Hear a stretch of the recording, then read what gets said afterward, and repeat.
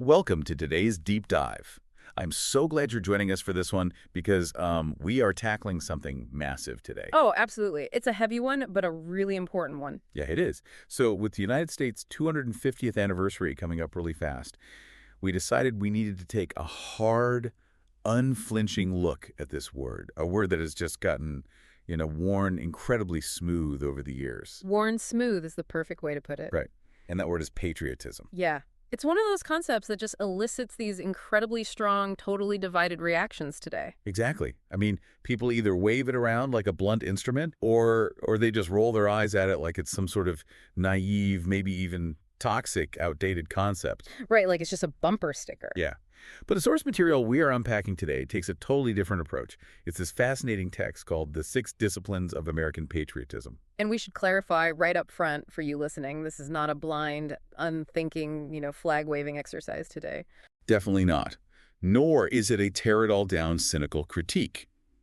We are strictly exploring the author's central argument here. Which is super provocative. It really is. Okay, let's unpack this.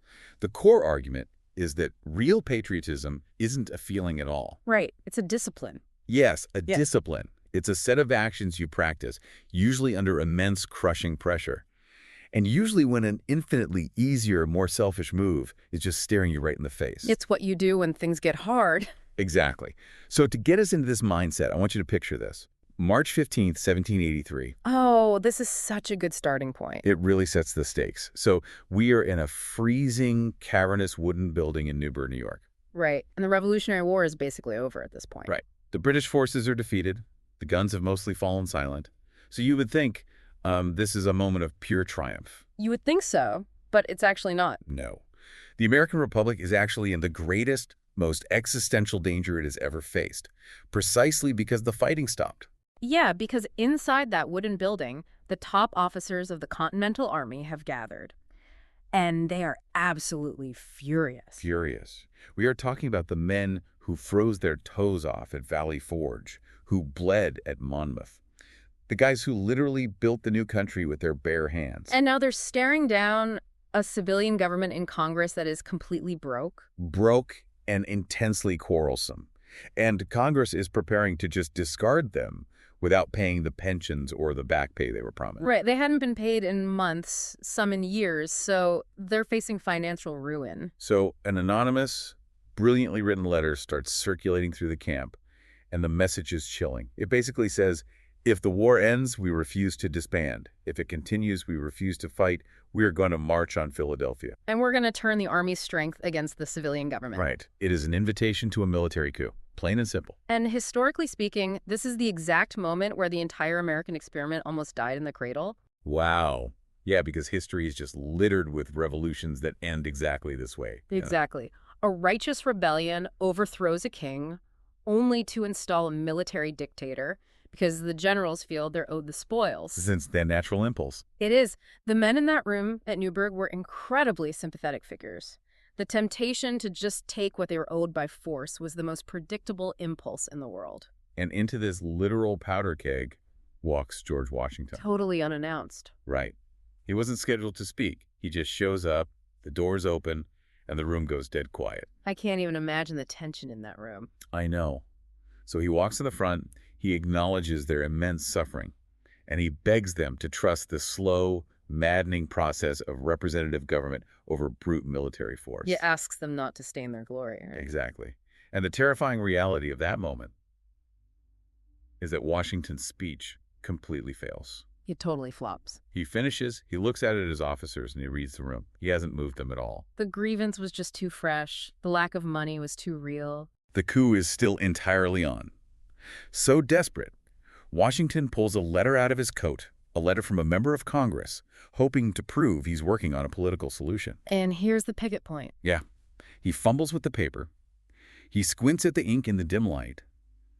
And then he reaches into his pocket and pulls out a pair of wire-rimmed spectacles. Which is huge because none of these men had ever seen George Washington wear glasses. Never. For 8 grueling years of war, he maintained this towering, godlike aura of unshakable command. He was the indispensable man. He never showed weakness. But the vulnerability of that specific, tiny gesture changes human history.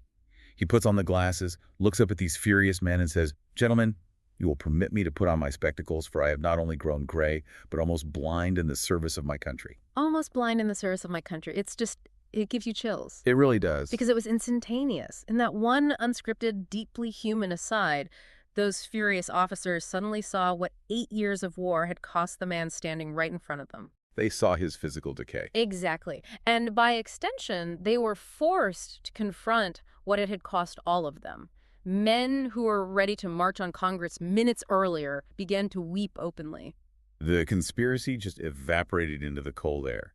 They voted unanimously to pledge their loyalty to the civilian government. And that story perfectly encapsulates the thesis of our deep dive today. It really does. It wasn't the Constitution that saved America that day. I mean, the Constitution didn't even exist yet. Right. They were barely holding together under the Articles of Confederation. Yeah, what saved the Republic was one single man choosing to bend his own power back beneath the public good. He chose discipline over feeling, restraint over power. Okay, but I want to push back right away, just on behalf of the listener who might be feeling a bit skeptical about this whole concept of patriotism. Sure, let's hear it. We hear this argument a lot today. Isn't love of country just an accident of birth? The geographical lottery argument. Exactly. You won the lottery. You were born in Ohio instead of, somewhere else. Yeah. The critic says patriotism is just tribalism with a flag. My country, right or wrong. Right. So if it's just blind allegiance, how do we reconcile that with this idea of it being a noble discipline? That is the oldest and most serious intellectual objection to patriotism out there. And our source text meets it completely head-on. Which I love. Yeah, because if you wave that objection away, that's exactly how patriotism degrades into toxic nationalism. But the objection mistakes a cartoon caricature for the real thing. Right. No serious patriot actually believes my country, right or wrong, with a period at the end. Exactly. The text brings up Carl Schurz, a 19th century reformer. His full quote is the working definition we're using today. He said, "My country, right or wrong, if right, to be kept right, and if wrong, to be set right." If wrong, to be set right. See, that fundamentally changes the entire equation for me. It completely transforms it. It takes patriotism from a passive feeling into an active, demanding job. When wrong, to be set right isn't abandoning your conscience. It's your conscience refusing to abandon its post. Right. And the text makes this brilliant distinction between nationalism and patriotism. Nationalism is a posture. A dangerous one. Yeah, it feeds on grievance. It flatters the ego because you get to share in a collective greatness you didn't actually earn. It requires zero moral effort. Whereas patriotism, real disciplined patriotism, is a practice. It's a mature love. It sees the flaws, the deep scars, the historical failures, and it remains committed to the work of repair anyway. You don't desert what you love just because it falls short. You roll up your sleeves. And as for the critic's idea that it's arbitrary because you didn't choose where you were born, the author points out a fascinating counterargument to that. By that exact same logic, loving your own children is arbitrary. right. Loving your parents is arbitrary. You didn't choose them from some cosmic void. But nobody thinks the accidental origin of a family makes that loyalty worthless. Patriotism is like the training ground for broader human solidarity. Exactly. Now, there is an underlying mechanism to all of this, a foundational sixth discipline running beneath the whole text. No, the discipline of memory. Yes. The text brings up historians like David McCullough and Ron Chernow. These scholars dedicated their lives to reminding us that freedom isn't an abstract idea. It was built by specific, flawed humans under unbearable pressure. If we forget how it was built, we lose the ability to maintain it. Memory is a civic act, not just nostalgia. If we treat history like a museum we visit once a year, we lose the thread of our own survival. So to really understand this, we're going to look at 6 specific historical crucibles, 4 leaders, 2 groups of citizens. And we're going to be completely unflinching about the faults. The times were the times. Yes. The true exceptionalism of this country is that it contains the tools for its own repair. So let's begin with Section 1. George Washington and the patriotism of restraint. Restraint is the perfect place to start. The commitment of a man who held supreme military power and willingly handed it back. To understand how massive that is, we have to look at the danger of the Revolution. It wasn't just about beating the British. That was only half the battle. Right. The real battle was inventing a political character fit for self-government. Because defeating a king doesn't mean anything if the victorious general just becomes the next tyrant. Which is basically the whole depressing record of human history. Liberators becoming dictators. My analogy for the revolution is this. Imagine starting a massive high-stakes startup company, Okay. but you have zero funding, no payroll. Your angel investors, the Continental Congress, constantly flake on you, and your employees are literally starving to death in the snow. That is exactly the reality of the Continental Army. We have this sanitized national memory of fifes and drums playing Yankee Doodle. Right. But David McCullough's work emphasizes the brutal reality. Valley Forge wasn't picturesque suffering. It was rampant frostbite resulting in amputations, dysentery, starvation. Men whose enlistments expired just packed up and walked home because paper money was worthless. Washington's primary job was the grueling task of keeping an evaporating army in existence, Victory was never inevitable. It was incredibly precarious. which makes the aftermath staggering. So Annapolis, Maryland, December 1783. The war is won. Washington is at the absolute zenith of human power. He has the fanatical loyalty of the army and the public. The political physics of the moment dictate what happens next. A Caesar crosses the Rubicon, Napoleon crowns himself emperor. But Washington mechanically, deliberately short-circuits that law of gravity. What's fascinating here is how public he made it. In a choreographed ceremony before Congress, he formally resigns his military commission.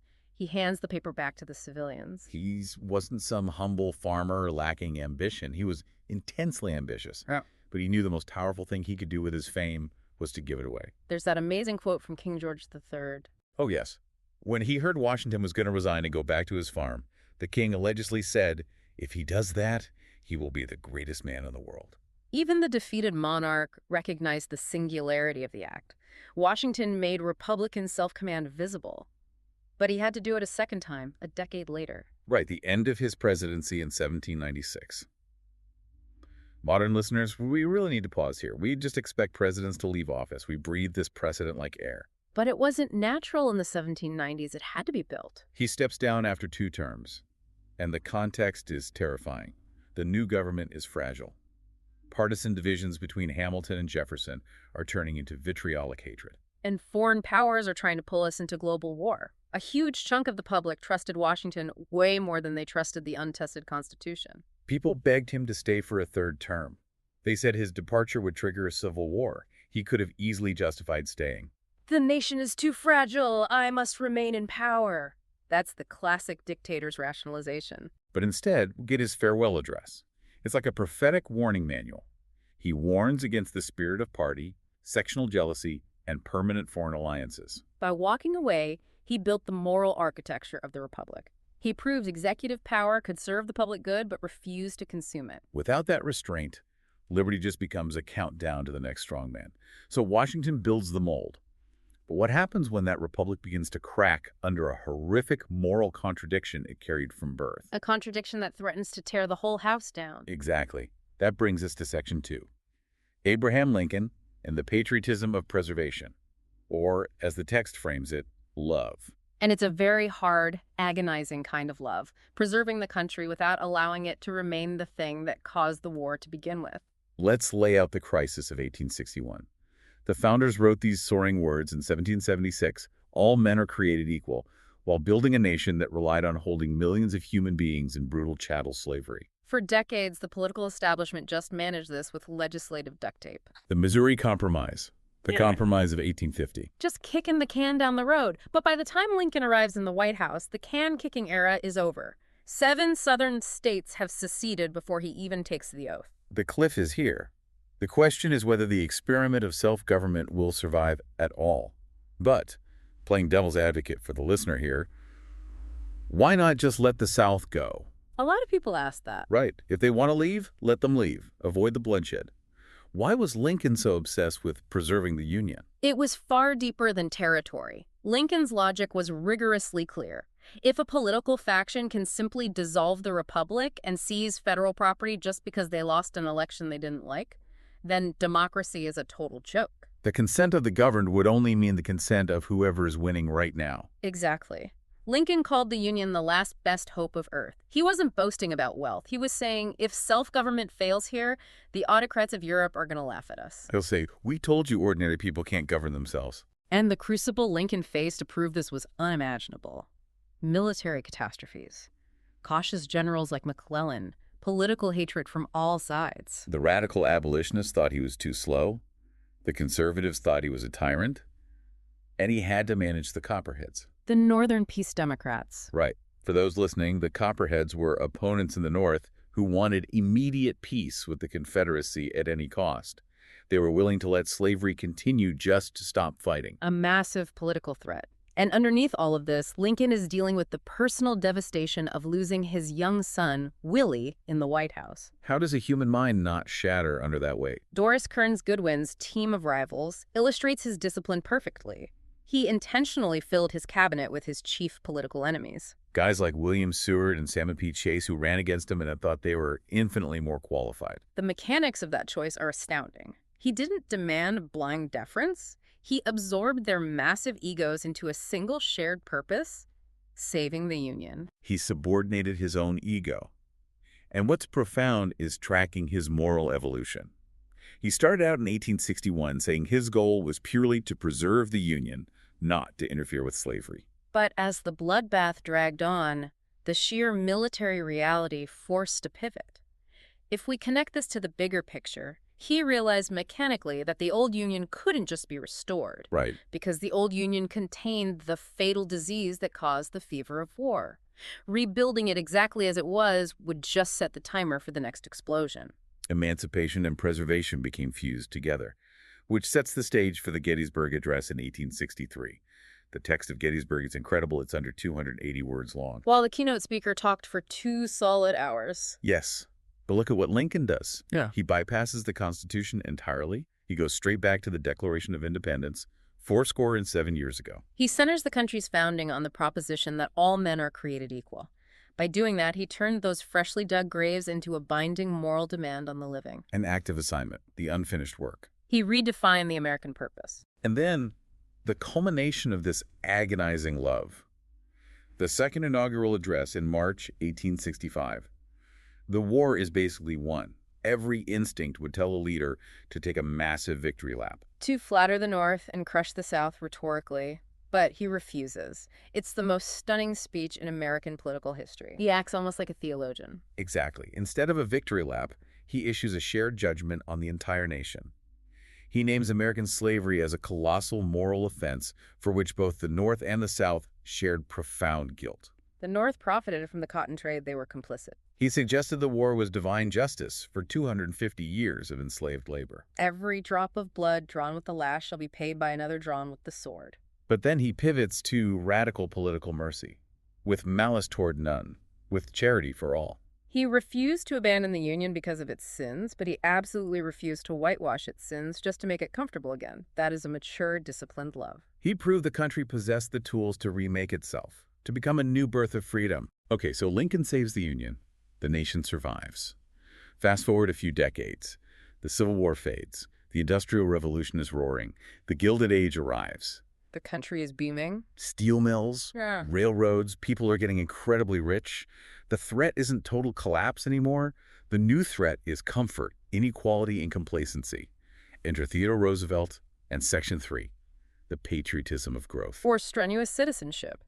The insistence that a free people must physically and morally exercise their freedom to renew it, not just passively consume it. TR's personal crucible is wild. He wasn't born this burly, barrel-chested guy. He was a frail, severely asthmatic kid in New York. Literally gasping for breath every night. But his father told him he must make his body, and he willed himself into strength. And then, the tragedy. On Valentine's Day, 1884, in the exact same house, he lost both his mother to typhoid and his young wife Alice to kidney failure 2 days after she gave birth. He drew a heavy black cross in his diary and wrote, "The light has gone out of my life." And he fled west to the Badlands to become a rancher. It was out there in the freezing dirt that his political philosophy was forged. He proved limitation wouldn't have the final word for him and scaled that belief up to the nation. Which gives us the Man in the Arena speech from 1910. Let me read a bit of this because it feels so relevant today. He said, "It is not the critic who counts, not the man who points out how the strong man stumbles. The credit belongs to the man who is actually in the arena, whose face is marred by dust and sweat and blood." A constitutional republic requires participants, not just spectators. I think about that with today's internet culture. It's so frictionless to sit behind a screen, totally safe, and play the critic. We perform outrage at how the doer of deeds stumbled. Roosevelt is screaming across the century, "Get off the sidelines, get your hands dirty." TR had a deep fear of ignoble ease. Liberty isn't just the absence of obligation. Liberty creates duties. If citizens just retreat into private comfort, the civic tissue rots from the inside out. But TR didn't just tell regular people to work harder. He looked at the economic arena of the Gilded Age and saw the rules were violently rigged. Let's unpack the trust busting. He wasn't anti-business. He was a patrician Republican. But he looked at massive monopolies in Standard Oil, steel, railroads. And he recognized a structural truth. Concentrated private power could crush an ordinary citizen's freedom just as ruthlessly as a king could. Right. Imagine a massive railroad trust controlling every track into an agricultural region. They dictate the price of wheat, coal, everything. The individual farmer is crushed, stripped of agency, by a boardroom in Manhattan. So Roosevelt uses the Sherman Antitrust Act to legally attack the Northern Securities Company. He takes them to the Supreme Court and breaks them up. He was legally proving that the Democratic government was bigger than any private corporation, adjusting the rules to keep the civic arena fair. And his patriotism extended to the deep future, too. His conservation efforts. He bypassed a hostile Congress to reserve millions of acres of national forests and monuments like the Grand Canyon. It was a profound form of national maturity. Saying, we're strong enough to build an industrial empire, but disciplined enough not to strip mine our physical inheritance. He joined raw industrial vigor to long-term stewardship. What kind of human being is our freedom actually producing? Capable citizens or just soft consumers? It's a demanding question, but it leads us to an undeniable historical reality. TR told citizens to get in the arena.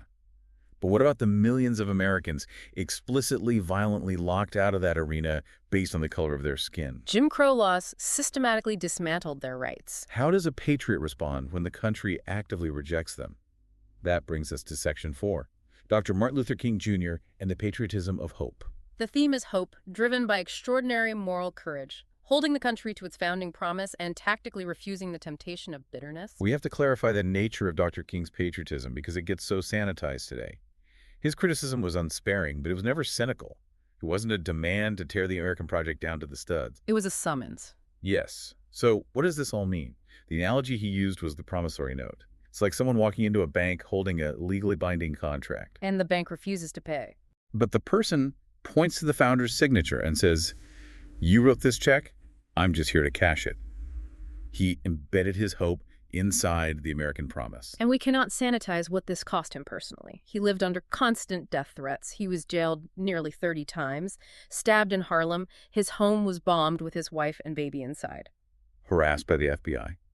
And told constantly by white moderates to just wait. Despite all that terror, the core of his strategy was the rigorous discipline of nonviolent direct action. Which was not passivity. No, it was highly organized moral jujitsu. They ran rigorous training camps. Activists trained their bodies and minds not to strike back when spat on or assaulted. It was strength under intense moral government. The active restraint of hatred. They created a visible crisis.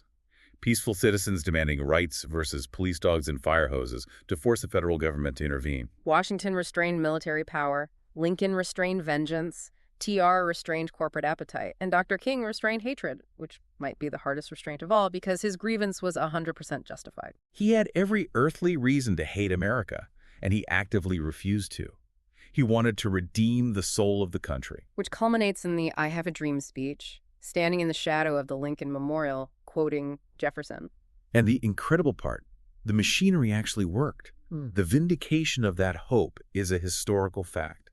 The passage of the Civil Rights Act and the Voting Rights Act were structural changes. And they weren't imposed by an invading foreign army. They were produced by America's own democratic machinery, pressured by its citizens. You look at human history, a marginalized dissident couldn't appeal to a national promise of equality because no such promise existed.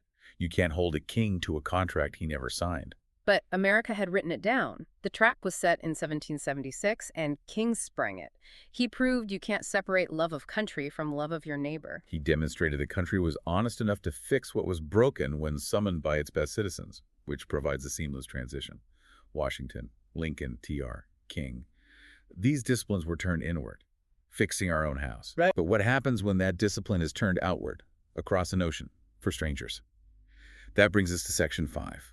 the soldiers of Normandy, and the patriotism of sacrifice. The ultimate sacrifice of liberation, sending youth across an ocean to die for people they have never met. Let's set the scene of June 6, 1944. D-Day, 150,000 Allied troops crossing the freezing English Channel. And you have to picture who these soldiers were.